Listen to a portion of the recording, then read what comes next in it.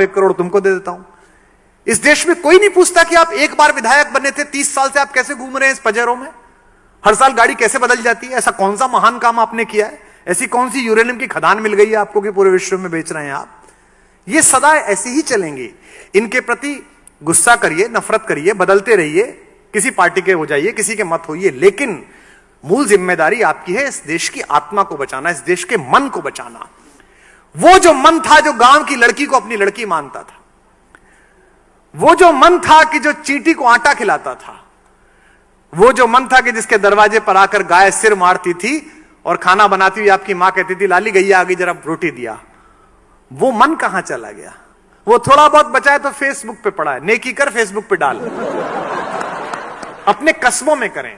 अभी समस्या क्या हो गई है, धर्म का मतलब, आध्यात्म का मतलब, गीता का, रामायण का, वेद का मतलब बुजुर्ग लोग, बूढ़े लोग, उनको धर्म की इतनी आवश्यकता नहीं है, क्योंकि धर्म को अप्लाई जिस फील्ड में करोगे वो तो जवान को चाहिए, वो तो युवा आदमी को चाहिए। तो आप सबके इस फाउंडेशन में नींव जो आपने कार्यक्रम रखा है, इसकी नींव में मनुष्यता का और भारतीयता का जल मिलाइए। जैसे नींव में नीचे जब घर में नींव पूजन होता है तो वो छोटा सा कछुआ रखा जाता है ना, चांदी का, एक सांप रखा जाता है, पंडित जी कहते हैं। तो इसके नीचे भी जो आप अपनी फाउंडेशन बना रहे हैं और जो लोगों की फाउंडेशन आप बनाने तैयार करेंगे, मैं आपको इनवाइट करता हूं और आपको बता दूं, अगर केवल 10 साल कोशिश कर ली, 20 साल कोशिश कर ली, तो मैं दावे के साथ कह सकता हूं कि अगर 19वीं शताब्दी इंग्लैंड की थी, 20वीं शताब्दी अमेरिका की थी और हम लोगों ने 25 साल मेहनत कर ली, तो अगली 4-5 शताब्दियां हिंदुस्तान की होने वाली है, भारत की होने वाली है। क्योंकि सपने जीने वाला देश है, युवाओं का देश है, चिंता करने वाला देश है। अब तो साइंस भी कहती है कि लॉजिक और मैथमेटिक्स ब्रेन की जिस सेल से एक्टिवेट होते हैं उसके लिए बेस्ट एटमॉस्फेयर इंडिया में है। इसलिए वो क्या कह रहे हैं आपसे, स्कूलों में से मैथमेटिक्स हटा दीजिए।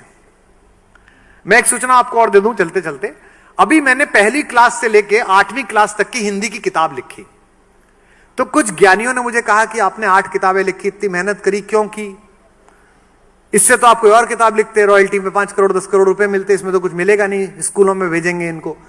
मैंने इसलिए वो किताबें तैयार की और इसलिए लिखी कि मैं किताब देख रहा था, बच्चे को कविता सिखाई जा रही थी, 10 साल की छोकरी लिए आम की टोकरी। Have you heard that? देती नहीं आम है, बताती नहीं दाम है।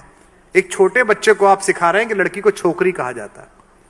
एक बुढ़िया का फोटो था, उस पर लिखा था कि बुढ़िया दादी दिन भर बकबक करती, काम नहीं है कुछ भी करती दादी। आप क्या सिखा रहे हैं? फिर उसके बच्चे भी इस दिन आपके लिए कहेंगे कि दादी दिन भर बकबक करती, फिर आप कहेंगे बच्चों को कुछ सिखाया नहीं है, क्योंकि आत्मा का इंटेक ही दूषित कर दिया। और मैंने इतनी रिसर्च की जी, इतना ज्यादा मैंने शोध किया कि मैंने एक छोटी सी कविता लिखी कि गर्मी में टिंकू दादी के घर से बीज घिए का लाया, आंगन के कोने में उसने जाकर बीज दबाया, पूरे घर ने मिलकर उसको खाद और पानी पिलवाया। ऐसी मैंने कविता लिखी।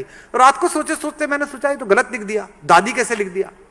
अगर टिंकू दादी के घर गर्मियों की छुट्टी में जा रहा है, इसका मतलब दादी कहीं और रहती है और टिंकू मम्मी पापा के साथ कहीं और रहता है, ये तो गलत संदेश है।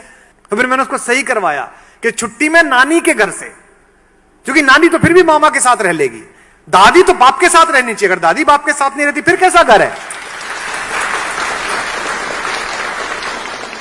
मुझे पता नहीं कितने स्कूल इसे स्वीकार करेंगे, कितनी जगह जाएगी, लेकिन मैंने उस प्रकाशक को कहा है कि मैं समाजशास्त्र की भी लिखूंगा, संस्कृत की भी लिखूंगा, इंग्लिश की भी लिखूंगा, 8वीं तक की तो लिख ही सकता हूं। और उसमें विशेष रूप से मनोवैज्ञानिकों का परामर्श लिया कि क्या लिखा जाना चाहिए, क्या क्या इसमें चित्र बनने चाहिए, क्योंकि हमारे बचपन से ही हमारी जवानियां प्रभावित हैं और हमारी जवानियों से हमारे बुढ़ापे प्रभावित हैं। तो अगर बचपन में आपने बीज सही लगा दिया, सीड सही लगा दिया, युवक के अंदर सही लगा दिया, तो सब कुछ अच्छा हो जाएगा।